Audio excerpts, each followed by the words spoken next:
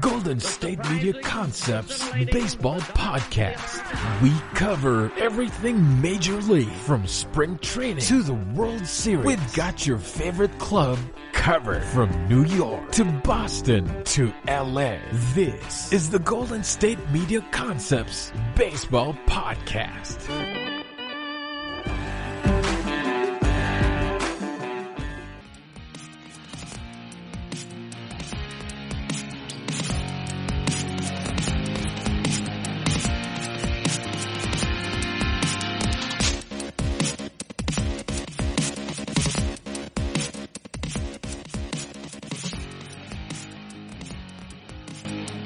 Hello and welcome into another edition of the GSMC Baseball Podcast, brought to you by the GSMC Podcast Network. I am your host, as always, Kevin Mahalik. This is episode number 187 of the Baseball Podcast here on Monday, May 11th. First off, I want to give a shout out to all the mothers out there. Happy Mother's Day. Recording here Sunday evening. Hopefully you enjoyed a beautiful weekend out there. If you're a mother, or if you're not, you enjoyed yourself as well. You know, let's celebrate all the women out there for the weekend. If you don't have kids, maybe have pets, and that'll work just the same. So happy Mother's Day to everyone out there who spent time, with your families, whether it was via Zoom or FaceTime or whatever it is in these trying times. Hopefully you enjoyed yourself this past weekend. And again, a shout out to all the healthcare workers, everybody out on the front line. Started off today's episode. Special thanks goes out to you guys, everybody, nurses, doctors, whoever, essential personnel as well, everybody working at the grocery stores and things along those lines, making sure we can carry on as normal as possible here. A big shout out to you as well out there. But today's going to be a great episode. We got a ton of information to go over, some controversial topics to discuss throughout the next hour plus here. So if you're just joining the first episode, we appreciate you guys listening. Scroll on down. If you're listening on Apple Podcasts, give us 5 stars, rate, review the podcast. We read all the reviews here on the podcast. So if you do have a response or a take to something that is said here today, let me know in the reviews. We'll read those off for you. And if you're back an active routine listener, thank you once again. We appreciate you continuing to listen and spread the word here of the Baseball Podcast. But jumping right into it, we talked last episode about the most recent proposal from baseball to the MLBPA. Well, we've had further reports now, and details continue to emerge here. The latest proposal, Ken Rosenthal of The Athletic has reported that basically the nuts and bolts and the nitty-gritty of it are what we've discussed. They're looking right at about an 80-game season, 78, 82 games, whatever it works out to, starting out in early July. And how they're going to, have these games played is everybody is going to play within their own division, and as well as the rival conferences division. So for the Philadelphia Phillies, local to Philadelphia, they'll play the NL East as well as the AL East. If you're a San Francisco Giants fan, you guys are playing the NL West and the AL West. And the goal for this is to eliminate as much travel as possible. But some of the pushback that I've discussed and some of the players are talking about is, think about the NL East. You have the Atlanta Braves and the Miami Marlins. So the people up northeast are going to be traveling via plane down there. And in the AL East, you have the Tampa Rays. So you're going to be going to Florida there in the AL East. So it's not going to eliminate all travel. And honestly, I still think it's going to be too much travel for these teams, especially when you get out west and you get into some of these teams that, really don't have anybody close to them. Thinking of like the Denver Rockies, the Seattle Mariners, each one of their divisional games is going to be a trip. And the Houston Astros being in the West, everybody coming to Houston or Houston going out west to Seattle time after time. It's going to be a long, grueling season, as well as difficult to do logistically. Are they just flying in and out of international airports? Are they being tested before and after these flights? And just a lot of different people handling their baggage, everybody in baggage claim at all these airports. It's going to be a lot to hammer out. And honestly, I just feel as if it's still going to be too much travel and a rather ambitious goal for Major League Baseball. But the next bullet point here, teams will open up the season in their home parks wherever possible, which we talked about again, playing in Philadelphia and then Miami and then Atlanta and then Tampa Bay. Still a ton of travel, but this is due to the players and their pushback for being in quarantine. It cuts down travel, but it's also easy to have the players be with their families. And, the major pushback you heard about the Arizona, Texas, Florida plans, which apparently are seen as quote unquote no longer viable and logistical nightmares, because the local law enforcement and quarantining to and from and keeping up to date with everybody. It's almost like a martial law type of situation where basically they're saying it's just you can't do it. So the next best option is to be in your home ballparks, meaning you're going from your house or your home apartment to the stadium every day. Players will be able to be with their families. A lot of players and a lot of high-profile players are expecting kids within the next couple of months, and basically said, I'll miss baseball to be there, and that's not something Major League Baseball wants to deal with. Only playing 80 games, and now teams and players are going to miss 20 of those to see the birth of their child, which everybody's going to understand, but it's certainly going to affect the team. That's a quarter of the season. Instead of the typical 3 out of 162, you're looking at 20 out of 80. So that percentage, not great, and really not what they're looking for. And then the last bullet point here is that they're going to expand the playoffs to 7 teams. Right now it's currently at 5 teams, 3 division winners. Now the 2 wild cards play a sudden death game. Well, they're going to extend that to 7 teams and basically follow the footprint of the NFL. The NFL recently went from 6 teams and expanded to 7 teams, and the way the format works is 1 team will now get a bye from the opening round, and then the 2 through 7, 3 through 6, 4 through 5 will play each other, and then that leads to 4, 2, and 1, and off you go. And this was part of the discussion that was brought up this past off season before all of this COVID-19 and coronavirus stuff took place. Major League Baseball was looking to expand the playoffs, and I personally think it's a good move. Because we've come around on the wild card game, and honestly, I especially this season with 80 games, I don't think those would be one and done games in the first round. I think they're looking at a best of 3 for the opening round, and then a best of 7, potentially, or even 5, 7, 7. Just the more playoff games, the more revenue, the more television games you can put down there that you can play is what Major League Baseball is looking for, and specifically with an 80-game season. It's not going to tell you who the best team is.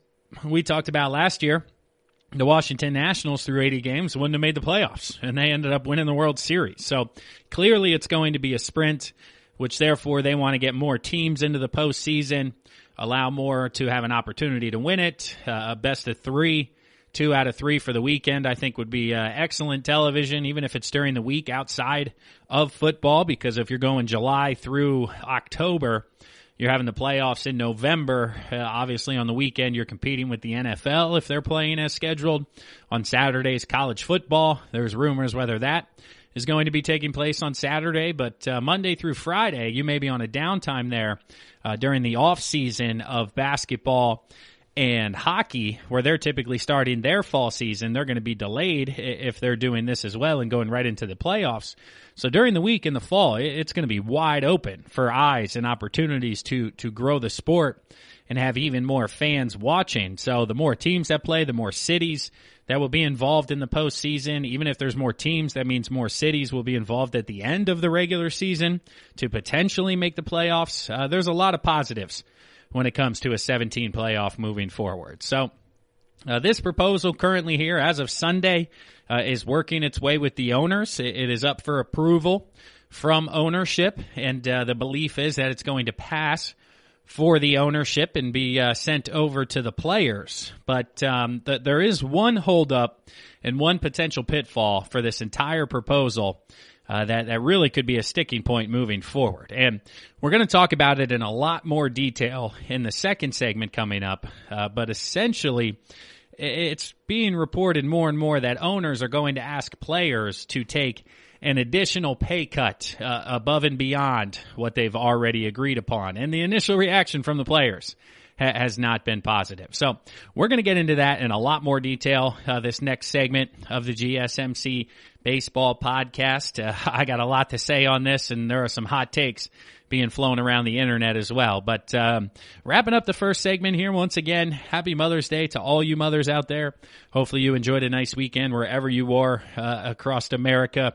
Here in the Northeast, we went from having a night and 30-degree weather to a beautiful Sunday here in the 60s. So we can't still figure out what we want to do with the weather. Out west, I've heard that you guys have moved on to summer, skipped spring, and you're going right to the air conditioning. Hopefully you're out there staying safe and enjoying yourself.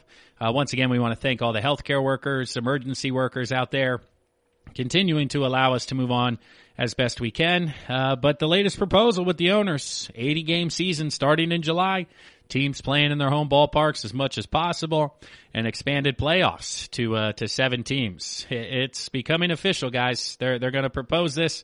We touched on it. Our sources say they're a little pessimistic on it, but there could be one holdup that we're going to discuss in much more detail. But right now, we're going to pause for a word from one of our sponsors, as well as one of our sister shows here within the GSMC Podcast Network.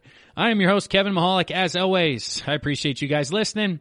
Stick with us here. We'll be right back. You really can't underestimate the importance of having the right creative work for your brand or your product.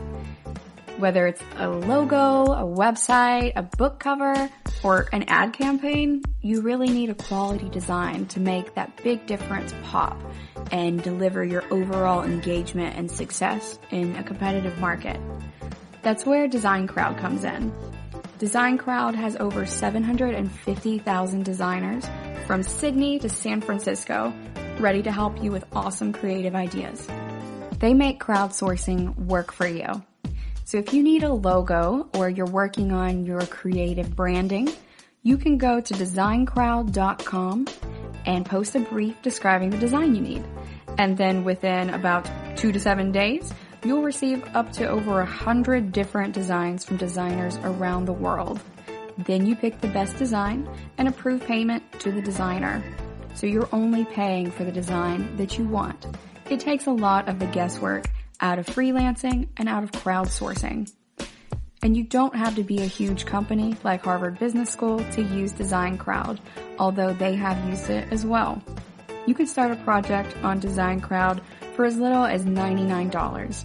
And if you go right now to designcrowd.com/health and wellness or enter the promo code health and wellness on their website, then our health and wellness listeners will receive up to $150 off of your design project. That's designcrowd.com/health and wellness or entering that promo code health and wellness.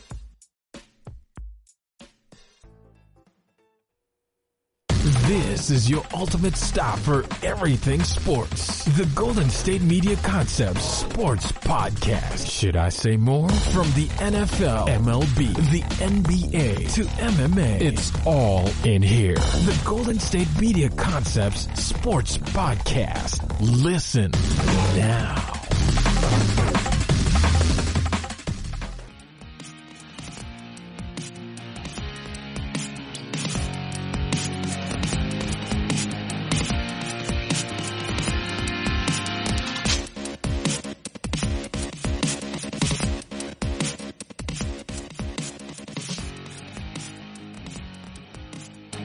Hello and welcome back to the GSMC Baseball Podcast, brought to you by the GSMC Podcast Network.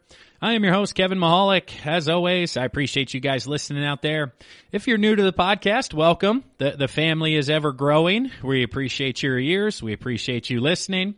If you're a listener who's been around for a few months now since I've joined the podcast as well, we love you out there too. And again, I appreciate everything you guys are doing to help grow the podcast. We'll continue our homework for the week, where I ask you guys to share the podcast with at least one family member or friend moving forward who's a fan of baseball. Say, hey, check this out. Kev will keep you up to date on everything going on. We're also working through the best team in Major League Baseball history. We'll do the National League playoffs coming up here in segments 3 and 4, so that'll be a lot of fun. But wrapping up the first segment, we talked about the proposal from Major League Baseball that's being sent over to the Players Association. It's expected to pass in the ownership approval process, 80 games, playing in home stadiums, as least amount of travel as possible, which is all fine and dandy, and the players are on agreement with. However, in the most recent days, there's been more and more reports that ownership could ask the players to take an additional pay cut above and beyond what they've already agreed upon. And to quote one of these reports here, according to The Athletic's Evan Drellich, sorry, Evan, if I mispronounced your last name there, I apologize, but Evan wrote, quote, "At this point, it appears inevitable that the league will ask players to reduce their salaries further. Teams have always formulated their payrolls in part based on the gate receipts, which helps them to project their revenues within a certain range. If we end up playing in front of full fans for 82 games, it makes total sense that we would pay players full salaries," said one industry executive. "If you're in the more extreme, where we have to play empty everywhere, that's half the revenue that would have come in that's not coming in anymore. We weren't equipped or budgeting to pay full salaries for that." End quote. End of article. So it's basically, the feeling is within the industry that these owners are going to ask the players to take a percentage now of their salary. So for those of you who aren't up to date on exactly what's going on, the easiest way to break it down is kind of a football reference for basic math. So the 162 games in baseball, say there's 16 games in football. You're supposed to get $1 million a game. Well, essentially here, okay, so let's just use the baseball numbers. We'll do $1 million a game, right? So 162 games, you make $1 million a game, you get $162 million salary. Okay, well, the agreement now has been that they will be compensated for the amount of games played. So basically, the agreement is saying we're going to play 80 games this year. So their past agreement has said that person will make $80 million instead of $162 million. They will receive their full salary for the amount of games played. Now the owners are pushing back even further because they had anticipated possibly having people in the seats, possibly having more revenue. This is continuing to impact the economy in a way that they did not project. And now they're basically saying, hey, players, this number has not been released, but just again, for easy math, whether it's 75% or 50%, let's just say it's 50%. So that person who would have made $162 million in 162 games now is going to make $80 million in 80 games. Well, now they're going to make $40 million in 80 games because ownership wants them to take half the revenue for the games they're playing. And the MLBPA came out and said that compensation has already been agreed upon, and this negotiation and conversation is over. And it was a very aggressive, stern statement basically saying that the players have already agreed to compensation, and if they want to renegotiate this, we'll take it as a breach of contract, a lack of trust, whatever you want to call it legally within the court of law, but more or less they're not having that conversation. Well, then the media out there, reporters, everybody says, okay, well, what would the next move be for ownership? They go to the players saying, hey, we want you to take 50% of your revenue because now we're getting half of the income from ticket sales. The players say, no, we're not going to have this discussion. We've already had this conversation. It's not going to happen.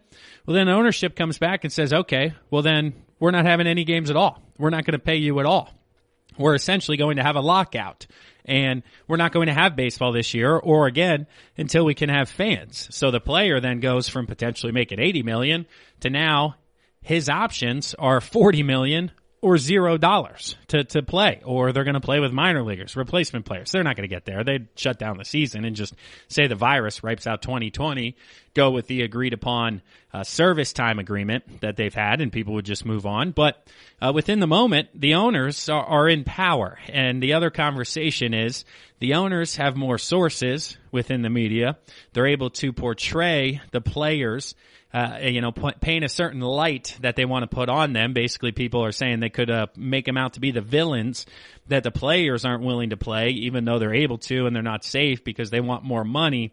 So-and-so making $1 millions of dollars is complaining, even though, local individuals are losing their jobs, not having any money difficulty paying bills, and it puts them in a negative light. Well, if you're the players, you're saying we've agreed upon something, now you're going behind your word. And they're going to need to work with the media a little bit better. They're going to have to use their sources within the media to paint the owners almost in a negative light here, basically saying, you as fans deserve baseball. We want to give it to you. We want to give you a great product. And the owners are saying, hey, half or nothing is what we're willing to give you. And that's not fair because these are billionaire owners. And if they're losing millions of dollars, yes, it's a negative in their pocket, but they have millions of dollars to lose. Casual fans out here, these players, again, they don't have this type of money to even lose. They've never seen $100 million. Oh my God, he took a $100 million loss. Well, that means he's got $100 million to lose. It's not like they're going to go broke and be homeless without this year. So I know that's an extreme reference there, but it's one of those things where the players are going to need to work with the media to discuss why they don't want to have these conversations, while the ownership and the powerful people that are behind that are going to work with the executives at some of the media outlets to paint a certain light once again. And we could be headed for a battle here that nobody was really prepared for. And once again, it's going to look extremely bad because we're trying to get baseball back. We're trying to have the economy. We've had individuals even in the White House discuss about how this nation needs baseball. It needs a release at the end of the night after work to come home, watch the ball game, just kind of the sounds of summer. Even if quarantine is still a thing and you can't go out, you can at least kind of gather around and have something to talk about all throughout the country. It's the soundtrack, that you listen to at night when you're outside, watching it on the deck, whatever it may be. And to put the players saying they're greedy, they want all their money, they're not going to play for $500,000 instead of $1 million, and making them look ugly. And then on the other side, ownership, they're going to be like, well, we're losing money, and individuals aren't going to care because they're losing their jobs and they're having difficulties. It's just not a good look I think either party wants to be having right now, when the flip side and the opportunity is so great that if you're able to put a product out there first right now, if you're able to do it safely, if you're able to be on television when there's not much else in the sports world happening, if you're able to get more fans and get more eyeballs on your game, the potential is unlimited, both in America but internationally. You see it now with ESPN playing the Korean baseball professional league and putting those games on, and I myself watching some of them, because humans, just people, not even Americans, are clamoring for live sports and something to watch. And if you have the ability to put a product on the field and you are not doing that because of financial conversations, it's going to be a terrible look. You could lose more fans than you could possibly gain. The risk reward there is nowhere near worth it for either party. And that's where I'll be curious to follow along who plays the power play and for how long. Because even if you do ultimately end up winning, if you don't look good during the outcome, I'm not going to go to the Phillies because the Phillies won and they screwed over their players. That's my opinion. So you're gonna lose and alienate some fans if you have a battle coming here, even if it's in the media. Heck, it'll give me something to talk about. It'll make my job a little bit easier. I'll appreciate it here at the Baseball Podcast within the GSMC Podcast Network, but not going to be a good look for anybody involved, especially when football, basketball, and hockey are trying to figure it out. If they're able to get over that hump and get sports out there, and you are not due to financials, man, I don't want that to happen to baseball. I don't think that's something that they may be able to bounce back from, but definitely something to keep an eye on here moving forward over the next week or so, as the proposal should be approved from ownership and thus be presented to the Players Association within the next week. But that wraps up the second segment of the GSMC Baseball Podcast, brought to you by the GSMC Podcast Network. I'm your host, Kevin Mahalik. As always, I appreciate you guys listening. We're going to pause right now for a word from one of our sponsors, one of our sister shows. Then we're going to get into the best team in Major League Baseball history. The next couple of segments is a lot of fun. We're wrapping up the National League, doing the playoffs, so you're going to want to stick around. This is good content coming at you. We'll be right back. You really can't underestimate the importance of having the right creative work for your brand or your product. Whether it's a logo, a website, a book cover, or an ad campaign, you really need a quality design to make that big difference pop and deliver your overall engagement and success in a competitive market. That's where Design Crowd comes in. Design Crowd has over 750,000 designers from Sydney to San Francisco ready to help you with awesome creative ideas. They make crowdsourcing work for you. So if you need a logo or you're working on your creative branding, you can go to designcrowd.com and post a brief describing the design you need. And then within about 2 to 7 days, you'll receive up to over 100 different designs from designers around the world. Then you pick the best design and approve payment to the designer. So you're only paying for the design that you want. It takes a lot of the guesswork out of freelancing and out of crowdsourcing. And you don't have to be a huge company like Harvard Business School to use Design Crowd, although they have used it as well. You can start a project on Design Crowd for as little as $99. And if you go right now to designcrowd.com/health and wellness or enter the promo code health and wellness on their website, then our health and wellness listeners will receive up to $150 off of your design project. That's designcrowd.com/health and wellness or entering that promo code health and wellness. Tired of searching the vast jungle of podcasts? Now listen close and hear this out. There's a podcast network that covers just about everything that you've been searching. Hey! The Golden State Media Concepts Podcast Network is here. Nothing less than a podcast bliss with endless hours of podcast coverage. From news, sports, music, fashion, cooking, entertainment, fantasy, football, and so much more. So stop lurking around and go straight out to the Golden State Media Concepts Podcast Network. Guaranteed to fill that podcast itch. Whatever it may be. Visit us at www.gsmcpodcast.com. Follow us on Facebook and Twitter and download us on iTunes, SoundCloud, and Google Play.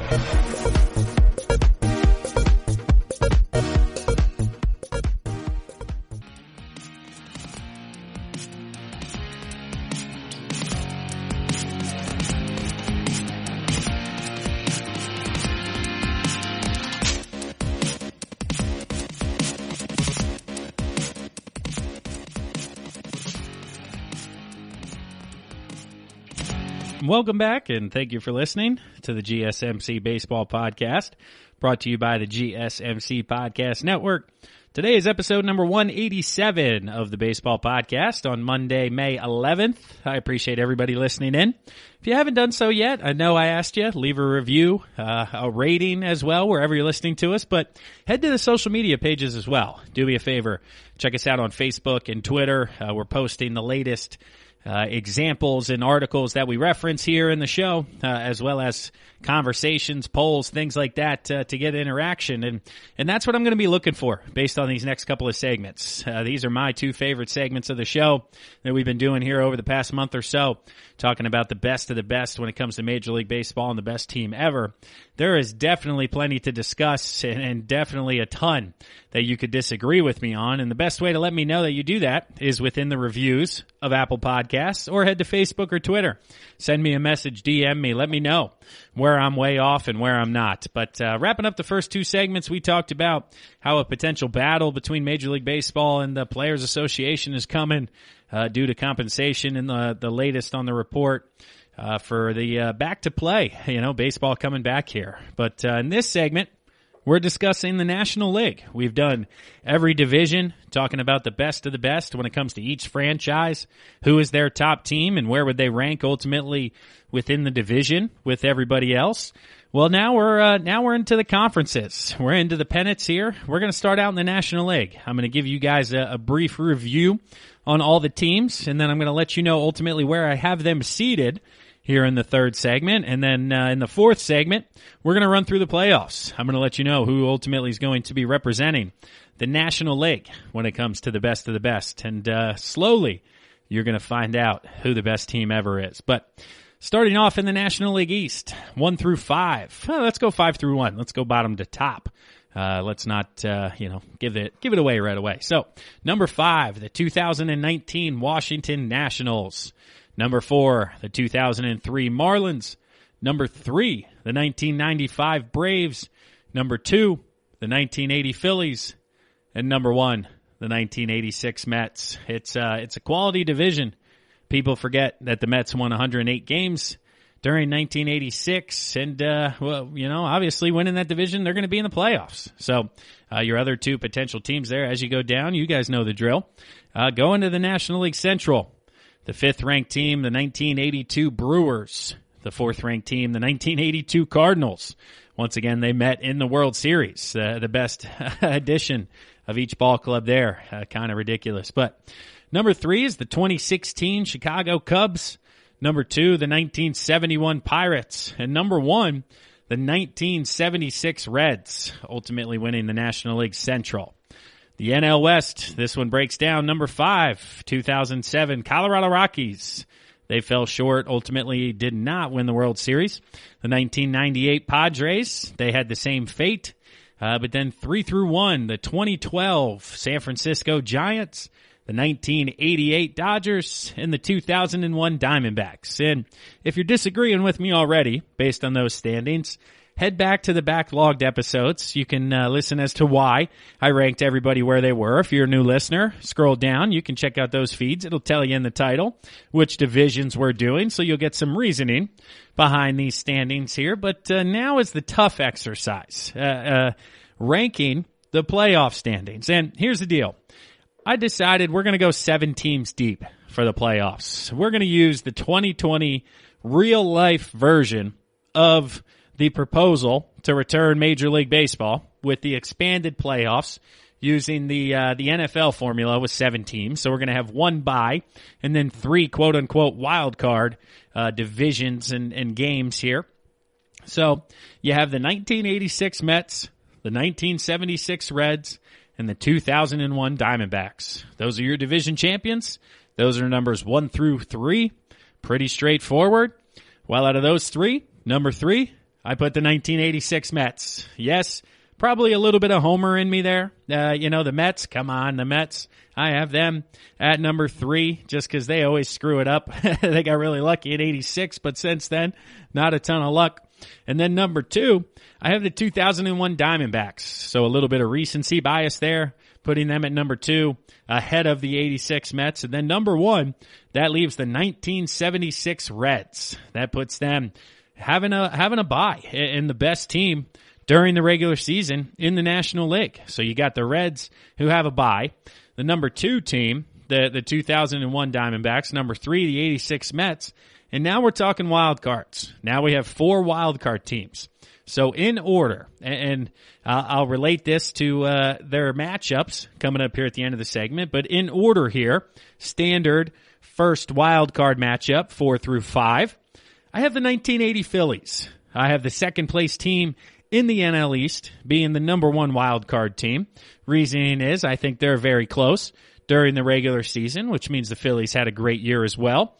And the 76 Reds and the 2001 Diamondbacks are a little bit further out in front in their respective divisions. So at number 4, the 1980 Phillies. I also had to get my local flavor in there. We're talking playoffs, best of the best. Of course, the Fightin' Phils, led by Mike Schmidt in 1980, are going to make the dance. At number 5, I have the 1988 Dodgers, the second place team in the NL West. The 2001 Diamondbacks winning that division. Well, the 88 Dodgers, a real solid ball club. They're going to make the playoffs as well as the number 2 team out of the West. Well, this is where it gets interesting. So we've taken the 2 seed in the West and the 2 seed in the East, which means the next potential person is the 3 seed in the East, the 95 Braves, the 3 seed in the West, the 2012 Giants, or the 2 seed in the Central, the 71 Pirates, because the 2016 Cubs are below them, which means the Pirates would be in if that was the potential. Well, at number 6, I'm going 1995 Braves. I'm putting a 3rd team from the NL East into the playoffs here. And again, it goes back to the reasoning that the 86 Mets, I don't think are going to be that far ahead of these other teams. I think they could win the division by 2 games over the Phillies. The Phillies are 3 games better than the Braves, and ultimately the top 3 teams are separated by as little as 5 games, which puts them as the 6th seed facing off against those 3 seed Mets. So we're going to get the Braves-Mets. I'll break down the matchups heading into the next segment here. So the last team in the playoffs, once again, we have the 1971 Pirates, who just beat out the 2016 Cubs, so they're eliminated, or the 2012 San Francisco Giants. So the 71 Pirates, Roberto Clemente, Willie Stargell, or the 2012 Giants, Buster Posey, Madison Bumgarner. I'm going 2012 Giants. The San Francisco Giants out there in the Bay Area make the postseason. The best version of the 3-time champion Giants from 2010 to 2014 or 12 to 16. I don't even remember because I try to forget as a Phillies fan as much as I can the last 10 years of existence. But that 2012 team, I think, would be just a game or two better than the 71 Pirates. I also think this is due to the division because with the 76 Reds being the top seed, I think they win that division by a ton of games. And the 71 Pirates, 16 Cubs, and 82 Cardinals are all very close that they beat each other up. And the Reds win that division by 10, 15 games, which means your East, very, very competitive, and your West, very, very competitive. Ultimately, each get 2 wild card teams into this new 7-team setup here. So, best team in history, National League Playoff Edition. Number 1 seed and a bye, 1976 Reds, the Big Red Machine in 76.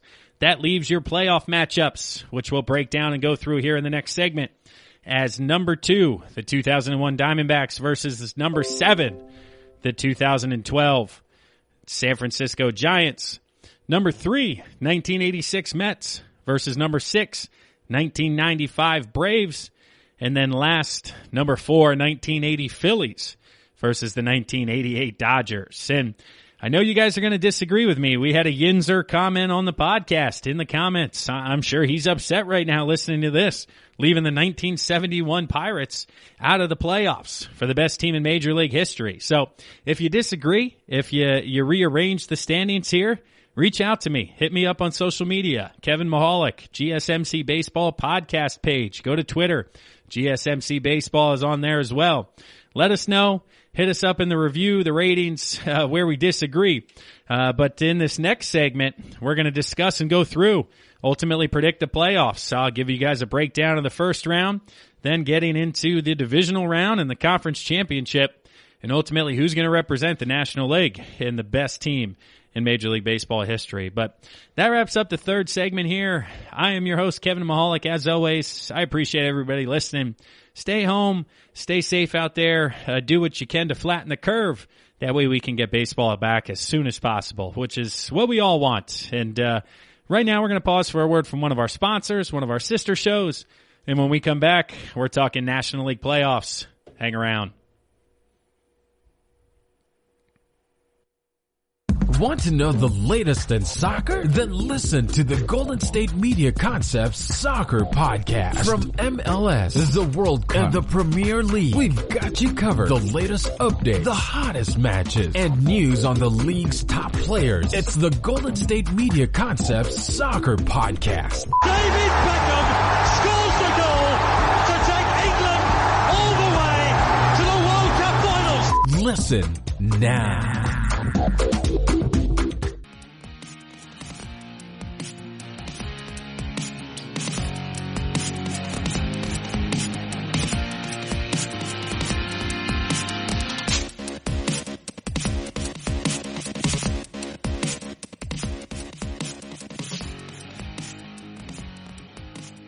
Welcome back to the GSMC Baseball Podcast, brought to you by the GSMC Podcast Network.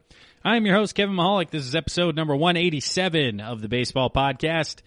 Today's episode has been loaded for you guys. A lot of quality content thus far, and honestly, this next segment is my most enjoyable segment.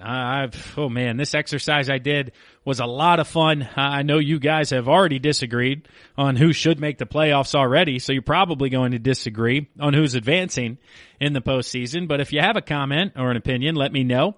head to Facebook, Instagram, Twitter, send me a message. We'll talk about it next episode, ultimately where the fans think everybody would finish. But right now, recapping once again, 76 Reds are getting a bye. Next up, in the 2 versus 7 matchup, the 2001 Diamondbacks versus the 2012 Giants. And I have these as a best of 5 is what I went with. 5-7-7 is where I think Major League Baseball, would have went if ultimately they were doing this style of breakdown. And let's look at the rotations here, which I wrote down for you. In Game 1, your matchup would be Curt Schilling versus Matt Cain. Game 2, we got Randy Johnson, Madison Bumgarner. And then in Game 3, Albie Lopez for the Diamondbacks and Ryan Vogelson for the Giants. And again, in regards to time, we got to run through the whole postseason in just about, a little under 15 minutes here. So I took the Diamondbacks in 5, discussing, looking at that pitching rotation, knowing what the Diamondbacks did in 2001, where Schilling and Johnson went on 3 days rest every time, and how successful they were in doing it. Just looking at the pitching matchup, going Schilling, Johnson, Albie Lopez, Schilling, Johnson. I think the Giants would have went Cain, Bumgarner, Vogelson, and I don't think Cain would have come back in Game 4. But then, you don't want to waste Bumgarner, so you have him going Game 5. So yeah, that's the conversation, and that's where I went Diamondbacks in 5, because I think, let's see, Schilling gets the first 2, Schilling and Johnson. The Giants get the next 2. I think they get Schilling on short rest. But then Randy Johnson, I think, gets the best of Madison Bumgarner in Game 5. And ultimately, the Diamondbacks move on. I just, Luis Gonzalez, the year he had, whether he was on roids or not, the year he had 57, 140, I think it was. Let me get a confirmation here. 142. I think they just outlast the San Francisco Giants. But the Giants, again, their playoff success, just remembering that is tough to go against here. But the 0-1 Giants, ultimately Schilling and Johnson and Luis Gonzalez win that one in 5. Moving on here, number 3, the 86 Mets versus number 6, the 95 Braves. Game 1, Dwight Gooden versus Greg Maddux. Game 2, Ron Darling versus Glavine. Game 3, Ojeda versus Smoltz. And then so on and so forth, where sound the alarm. I took the upset in this one. I took the 95 Braves. I think the 86 Mets, like I said, over the course of 162, winning 108, they would win that division over the Phillies, over the Braves, finishing in 3rd. But I just think the rotation the Braves had, what they go with in a short series, gets the best of the Mets. I think, over 162, the Mets are ahead of them. But I think in a short series, I'm taking the 95 Braves.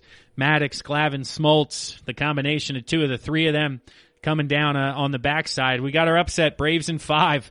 1995 Braves moving on. They win a playoff series. Next up, we got the 4-5. The 80 Phillies versus the 88 Dodgers. Game 1, Steve Carlton versus Oral Hershiser. Ultimately, I think Steve Carlton wins that matchup. The Phillies get out to a good start. Dick Ruthven versus Tim Leary. The Phillies are up 2-0 there. Tim Belcher gets the win in Game 3 for the Dodgers against Larry Christensen of the Phillies. But then I think Steve Carlton comes back again on short rest and wins. I have the Phillies in 4. This is the only one I don't have going the distance. So all you Dodgers fans out there, talking about that 1988 team winning the World Series, that's why I have them in the playoffs and the best version of the Dodgers. I don't even think it's their best team, but it was their most successful, and I think their run ends in the first round of the playoffs. So Diamondbacks in 5, Braves in 5 in an upset, and the Phillies in 4, which then we move on to the divisional round after the wild card matchup, and they reseed in this format of Major League Baseball. Sometimes it can be a bracket formation from this point, but I like the reseed conversation, going from 1 to the lowest seed. Well, that puts the 1976 Reds coming off a bye in the first round against the 6th seed 95 Braves. This is where we got the Big Red Machine offense going against that pitching staff of the Braves. The pitching rotation for the Reds of Gary Nolan against Greg Maddux, Pat Zachary against Tom Glavine, and then Fred Norman against John Smoltz. Going 7 games here, the best of 7.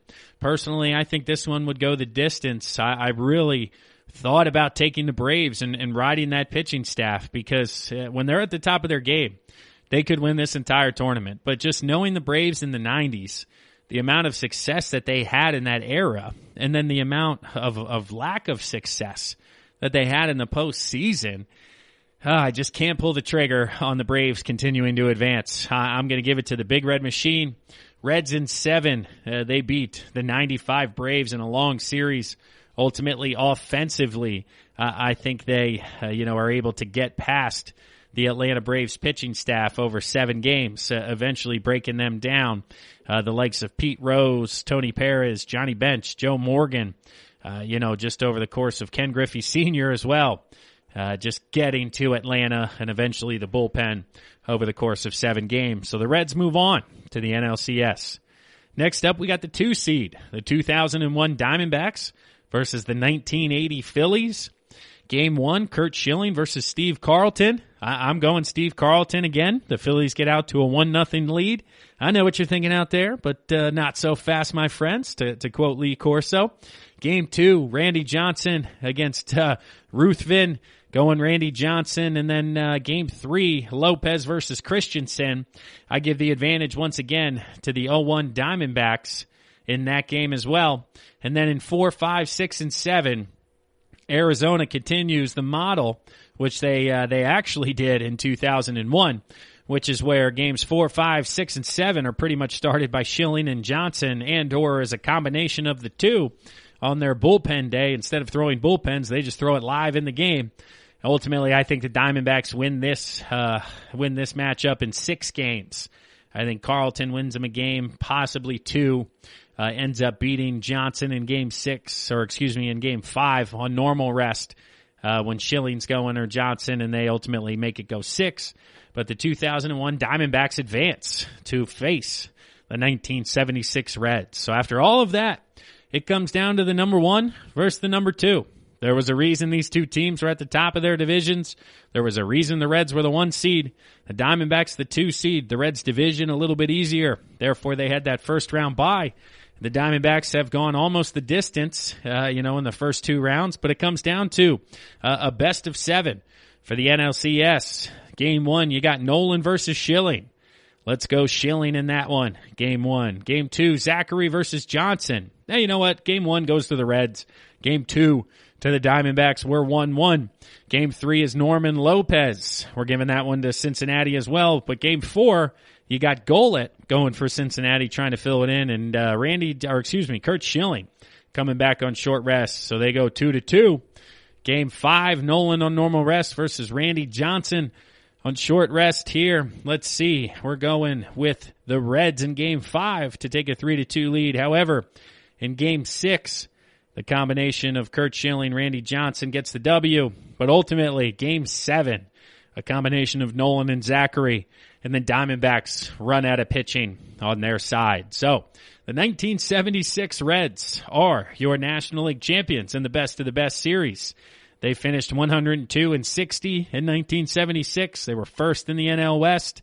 They swept the Philadelphia Phillies 3-0 in the NL Championship Series. They swept the New York Yankees in 1976 to win the World Series, sweeping the entirety of the postseason. Not the same when it comes to the best of the best, as they were put to the brink. 2 Game 7s. First round bye, pushed to 7 by the 95 Braves, and then pushed to 7 by the 0-1 Diamondbacks. But ultimately, the Big Red Machine comes through and is going to represent the National League. So, hopefully you guys enjoyed that. I had a lot of fun going through that segment the past month or so.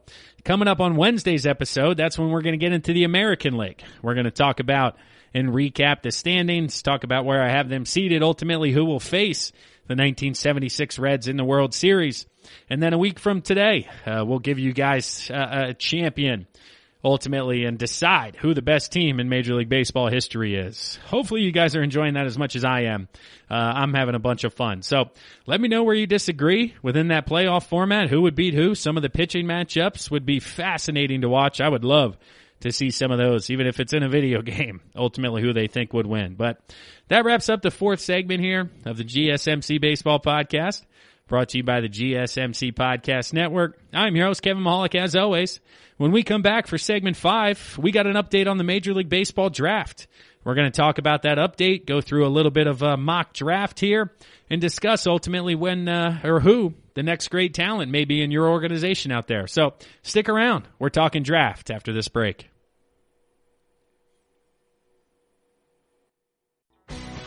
Are you looking to get your college football fix?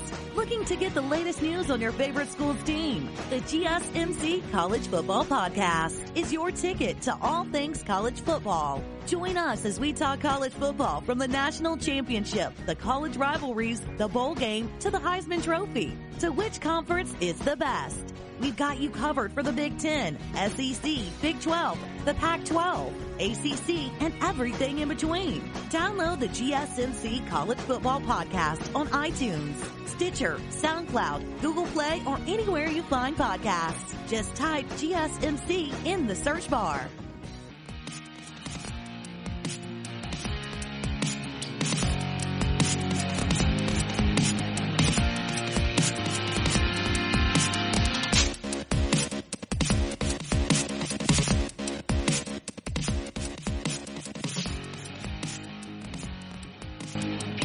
Welcome back to the GSMC Baseball Podcast, brought to you by the GSMC Podcast Network. I'm your host, Kevin Mahalik. As always, we've had a great show so far for you today, talking about the latest proposal from Major League Baseball and the Players Association, trying to get baseball back as soon as possible, potentially as early as July. We then talked about the best team in Major League Baseball history, talking about the National League and how the 76 Reds are ultimately going to represent the National League in the Best of the Best World Series. We'll find out who represents the American League in Wednesday or Thursday's episode this week. But in this segment here, the fifth segment of the Baseball Podcast, we're going to be talking about the Major League Draft. Baseball has recently come out and confirmed that the 2020 draft will go from 40 rounds down to just 5 rounds as the owners continue to look to save costs in the wake of the coronavirus pandemic and fewer rounds. That's the minimum amount that they could get it to. There was talk of 10 rounds or potentially 5 rounds, but officially here, word is we're getting down to 5 rounds. Now, there is an additional agreement that will allow teams to sign an unlimited number of undrafted players for $20,000. This is basically saying that the draft slots in rounds 5 through 10 or 5 through 40 in particular are granted a certain amount of money or allotted a certain amount of money and what they typically receive. Now, round 6 through 10, they're going to lose out on all that money and sign for $20,000 or head back to college for another year as well. But that's a follow-up conversation. What happens with all these college kids? We're going to get to that here. So some of the numbers, though, the critics who are basically saying it's ridiculous that it's only 5 rounds instead of 10, they're pointing out that eliminating rounds 6 through 10 will save teams a combined $29.5 million, which is less than $1 million per team. Now, going from $1 million to 20,000, that's a lot of guys that you could sign for the same amount of money. So it's going to be difficult for them to justify that. But there's also communication around the minor leagues. The reports have been, and we've talked about it here on this podcast, that the minor leagues aren't going to have a system in 2020. So the individuals who are typically drafted round 6 through 30 even, because on the tail end of the draft you get to the seniors in college who don't have the ability to go back to play NCAA baseball. They sign in short season Williamsport if you're a Phillies fan, or short season rookie ball of whatever franchise you guys follow out there. Well, those teams aren't going to be playing anymore. So Major League Baseball isn't going to need the players to fill out those rosters. So they're not going to pay people just to hang out and not be able to report or perform for the organization. So they were like, we don't need the bodies. We don't need the rounds. We're not going to have the teams. It's only going to be the Major League Baseball team and a select few others who are going to be invited to, spring training complexes to stay sharp in case of injury, or expanded numbers of the roster. There's going to be a bunch of hurdles that are still going to have to be defined here as we move forward. But a few of the signing bonuses here. Let's talk about that one. An agreement between the MLB and the MLBPA in March allowed teams to delay signing bonuses with a maximum of $100,000 to be paid within 30 days of the signing, 50% of the remainder by July 1 of 2021, not June, July 1, 2021, and the leftovers July 2022. So essentially, they only have to pay him a little bit now, and they can split up the rest over the course of the next 2 years, which will allow for your first and second round picks. Their money will be more spread out, as well as, impact on colleges. So, of course, colleges aren't going to have as many individuals drafted. Therefore, they're going to have people returning to the program who, based on their scholarship allocation, they had planned on that individual getting drafted and leaving the program. So are they going to be granted more scholarships, or is that junior, now returning senior, going to maintain his scholarship, but the high school senior who was offered his money as an incoming freshman will no longer have that money, which means they're allowed out of their scholarship, which means they're now allowed to go somewhere else. And the follow and the domino effect could be huge when it gets to the draft and things like that. But the long short of it, 5 rounds. They can sign as many other individuals as they want for $20,000. If you're a college kid who in a normal year goes in round 13, you're making a heck of a lot more than $20,000. So you're most likely going back to college.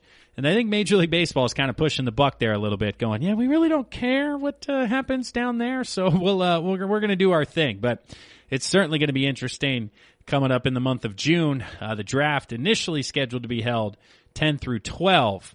It's supposed to go off at that time still. They're still thinking the month of June. As they get back onto the field, they can do the draft as well. And if they have the draft, let's talk a little bit about a mock draft. We'll discuss it more coming up here as we get closer to June specifically.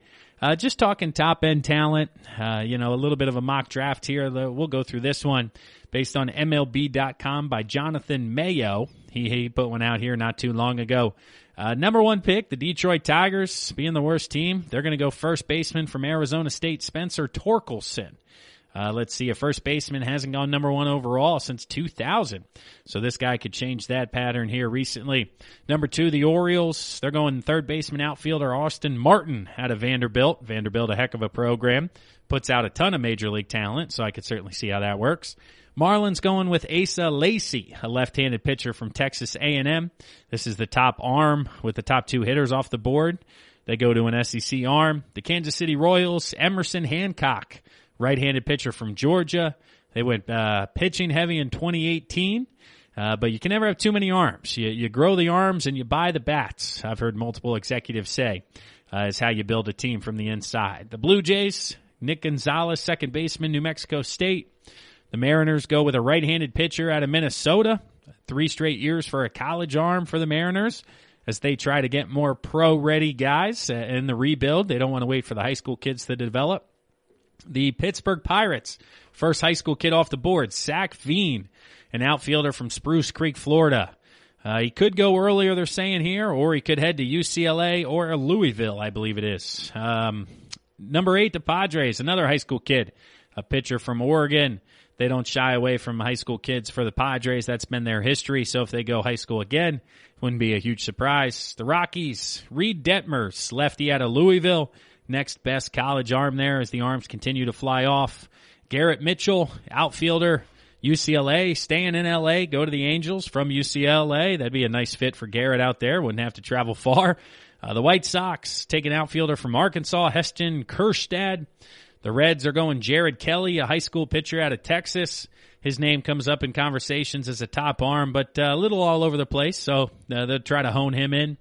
Number 13, the Giants, Austin Hendrick, an outfielder from West Allegheny. That's in Pittsburgh out here. Interesting, a high school kid from West Allegheny, first-round talent. I'll have to check him out locally. Another kid, Nick Bitsko, Central Bucks to East Pennsylvania. So 2 PA high school kids going 13 and 14. That's pretty interesting locally. A lot of times you see that from the South, not so much the Northeast, but represent PA. I'm going to check out these kids here in a little more detail. I wish I could watch them play high school right now. The Phillies taking Robert Hassel, a high school out of Tennessee. Manny C. Hassel is the best pure high school hitter in the class, and he could play into the back 10. So that would be a long road for another high school outfielder. Number 1 overall, Mickey Moniak continues to slowly make his way up the totem pole. I believe he should be in AAA this year, but there won't be a AAA. So it's a tough time to be Mickey Moniak, that's for sure. The Cubs going to catcher from NC State. Catcher going high in the first round certainly makes sense. Red Sox, Garrett Crotchet, left-handed pitcher, Tennessee. We got the Diamondbacks. They go with Ed Howard, shortstop out of Mount Carmel. The Mets take a catcher out of high school, Tyler Soderstrom. The Brewers go with Pete Crow Armstrong, an outfielder out of high school in California. The Cardinals take a pitcher from Oklahoma. The Nationals go a pitcher from Georgia as they go more college-ready pitching arms there in St. Louis and Washington. The Indians take a catcher from Ohio State. Local kid there, it sure looks like. Big Ten going to Cleveland. The Tampa Bay Rays, Slade Ciccone. They take a Miami kid, a pitcher from that staff down there. He's got high-end talent. That's why you see him at the bottom of the first round here. Number 25, the Atlanta Braves take Carmen Midladinsky, right-hander from South Carolina. He got hurt during college, but lit it up in the Cape over the summer. So he's an option at the end of the round 1. The A's take Justin Foscue, a second baseman from Mississippi State. He's got great offensive numbers for a second baseman, so you typically don't see them in round 1, but he hits better than most second basemen. The Knicks, Nick Lofton, shortstop from Baylor, smooth shortstop, Big 12 kid, bottom of round 1. Number 28, the New York Yankees take Carson Tucker, a shortstop out of high school, because they have top-end talent there in New York. They don't have to take a college kid. They can take a high school kid with big upside. Hopefully he grows into his body. And then last up, the LA Dodgers with Jordan Westberg, a shortstop from Mississippi State. Looks like he may fall here at the end of round 1, just based to where the board goes. But certainly something to keep an eye on here, only having 5 rounds and not the standard 40 that we've been used to as baseball fans. But we'll get into the draft in a little more detail coming up here in the next couple of weeks as we get closer to the draft, as they finalize when and where and how that's going to take place. We'll keep you guys updated on exactly what's going on. But that wraps up this segment of the GSMC Baseball Podcast, brought to you by the GSMC Podcast Network. I am your host, as always, Kevin Mahalik. Hopefully you enjoyed our Major League Baseball mock draft. We're going to come back with our last segment here of the Baseball Podcast. We're talking a few tidbits, jumping around, and then we're going to wrap up with the simulation chatter. So stick around with us. We appreciate it here. We'll be right back.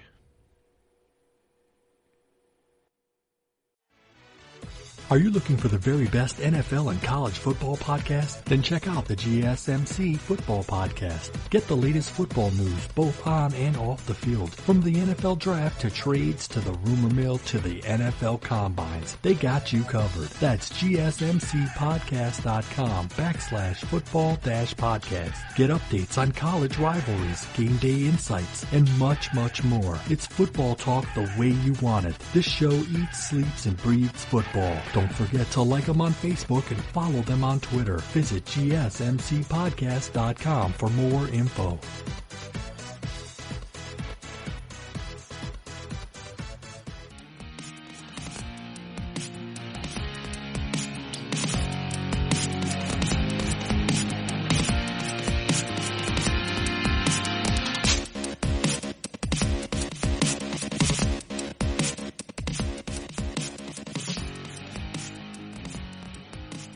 And thank you for listening to the GSMC Baseball Podcast, brought to you by the GSMC Podcast Network.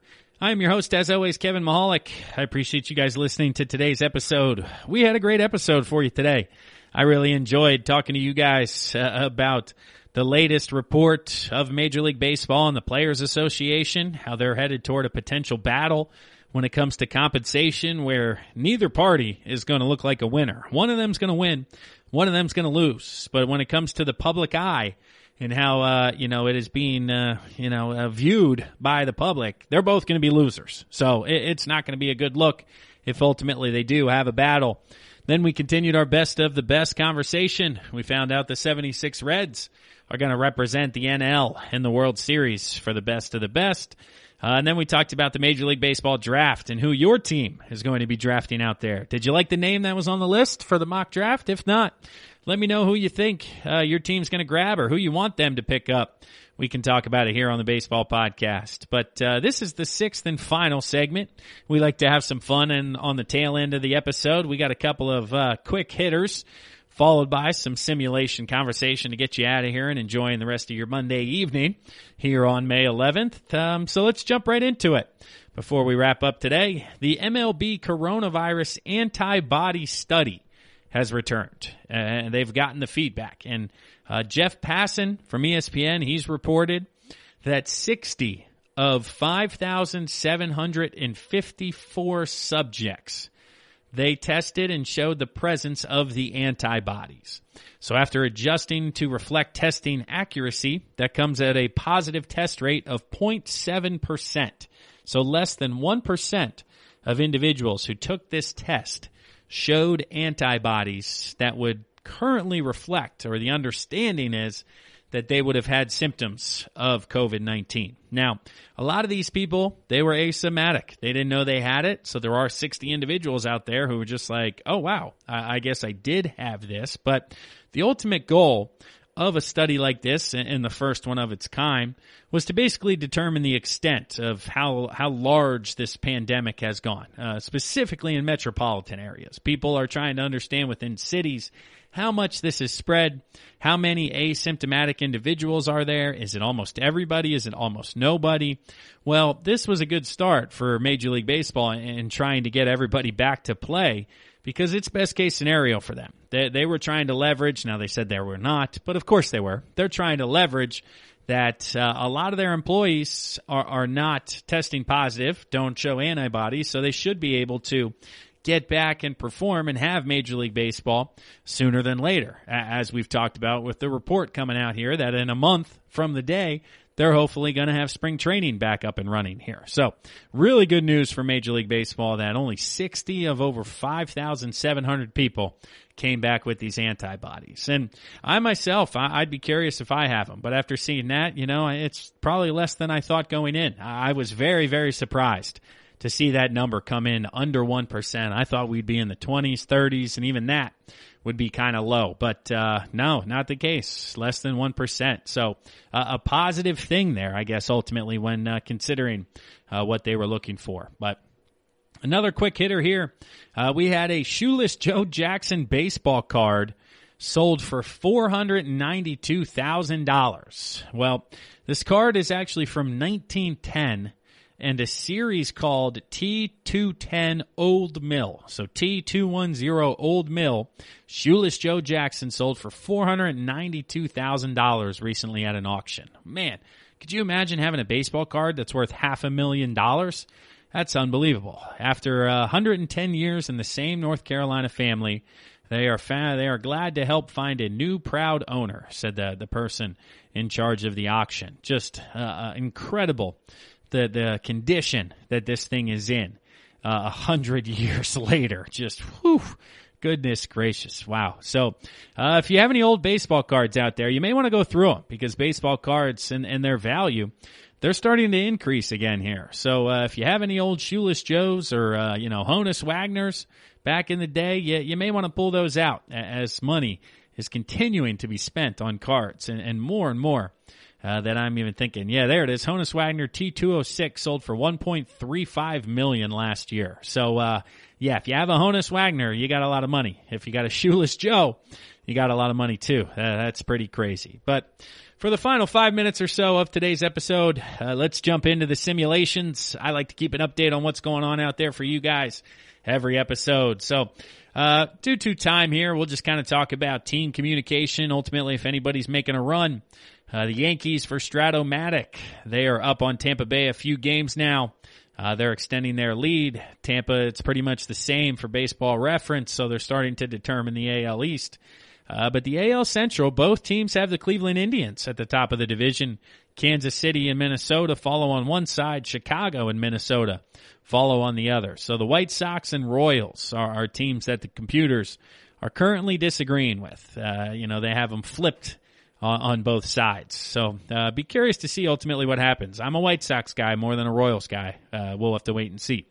Houston and Oakland 1-2 out west. When it comes to Stratomatic, if we're looking at Baseball Reference, Oakland and Seattle. Baseball Reference has Houston a few games out now. So they must be taking into account what happened with Houston in the offseason. And I certainly would have thought the same thing if we would have just went right into playing a regular season. But now that we've had the issues, the pushback, all of this stuff, I don't see Houston having any real concerns. Maybe a more hit by pitches, more runs. So who knows ultimately. But moving over to the National League, let's see. New National League East, Washington and Atlanta at the top. The Phillies in third place at 500 in Stratomatic. Atlanta and Washington at the top. The Phillies in fourth place for Baseball Reference. They finally jumped the Marlins and are out of the basement, but 10 games out of first place. So the Nationals and Braves are the teams getting love, according to the computers in the National League. NL Central, they have the Cubs at the top. Wow, that would really surprise me if the Cubs were at the top. Baseball Reference agrees, has them actually in the basement. So they got St. Louis, Milwaukee, 2-3 at Stratomatic. Over here, St. Louis at the top. And then Cincinnati, number 2. So Baseball Reference is with me, with the White Sox and Reds being surprise teams. But the Cubs, all over the place when it comes to the computers. The NL West, LA Dodgers, followed by the Padres, but the Dodgers pretty much out in front. We got the Dodgers, Baseball Reference, with the Rockies coming up behind them. They don't have the Diamondbacks as high. That's okay. I could agree with that. Looking at some individuals here, staying with Stratomatic, Reyes leading the league in hitting all the way down to 366 for Stratomatic. Oh, how the mighty have fallen. We were up around 400 there. Now we're down to 366. The top hitter for Baseball Reference, Tommy Edman in St. Louis at 377, but next guy, Albies, at 363. So everybody coming back to earth. Blackman there, let's see. Home runs, 17 for Trevor Story. RBIs, Soler with 43. Nelson Cruz up there. Harper has 14 homers, 36 RBIs for Stratomatic. Having a good year over there. Offensively, looking at home runs. Okay, Nolan Arenado leading the way for Baseball Reference, trailed by Alonso, Trout, Davis, Lindor. Everybody, the standard crew. RBIs, Alvarez still at the top with 46. Torres with 38. Offensively, continuing to lead the way. Let's look at pitching here to wrap up today's episode as we go over to the ERA. For Stratomatic, let's see if they still have Blake Snell. There he is. ERA over 1 now for Blake, 1.05. Kershaw continuing to deal at 1.56. For the Dodgers, Garrett Cole, the New York Yankees at 1.72. Still having a good year for the Yankees. I like that for Garrett Cole. Hopefully he does assimilate well to New York City and his new area. But ERA, Dallas Keuchel, 1.60 for Baseball Reference. That's one of the reasons why I think the White Sox could be a bounce-back team. Signing Keuchel, he was good in Atlanta last year. I'm not sure why nobody's paid him yet. It still doesn't make any sense what's going on there. Let's see. Carlos Martinez for St. Louis. He could be a stud for them, 191. Buehler in L.A., Porcello for the Mets. Ultimately there, strikeouts per 9. Giolito for Chicago. Total strikeouts, Scherzer and Cole, 1-2. But that wraps up communication around the Baseball Reference, Stratomatic simulations. Nothing crazy going on there. They're continuing to decide between the Cubs, the White Sox, the Royals, what's going on there. But across the board, pretty standard stuff when it comes to our predictions here on the Baseball Podcast as well. But that wraps it up for this episode, this edition of the Baseball Podcast, brought to you by the GSMC Podcast Network. I appreciate you guys listening as always. Once again, shout out to all the mothers out there. Happy Mother's Day. It is Monday. We are recording this Sunday night on Mother's Day. So shout out to everybody. Hopefully you had a lovely Sunday out there. Shout out once again to all the healthcare workers, all the emergency workers, grocery store workers, everybody helping us continue to move forward during this pandemic. But one last time, share the podcast with one of your friends. Continue to spread the word. I appreciate each and every one of you very, very much helping us out, continuing to grow the podcast, continuing to allow me to do what I love to do and talk baseball with you guys, the lovely listeners out there. But that wraps it up. Episode number 187. I am Kevin Mahalik. That is another edition of the Baseball Podcast. We'll talk to you guys on Thursday of this week. Enjoy your week. Stay safe. You've been listening to the Golden State Media Concepts Baseball Podcast, part of the Golden State Media Concepts Podcast Network. You can find this show and others like it at www.gsmcpodcast.com. Download our podcast on iTunes, Stitcher, SoundCloud, and Google Play. Just type in GSMC to find all the shows from the Golden State Media Concepts Podcast Network. From movies to music, from sports to entertainment, and even weird news. You can also follow us on Twitter and on Facebook. Thank you, and we hope you have enjoyed today's program.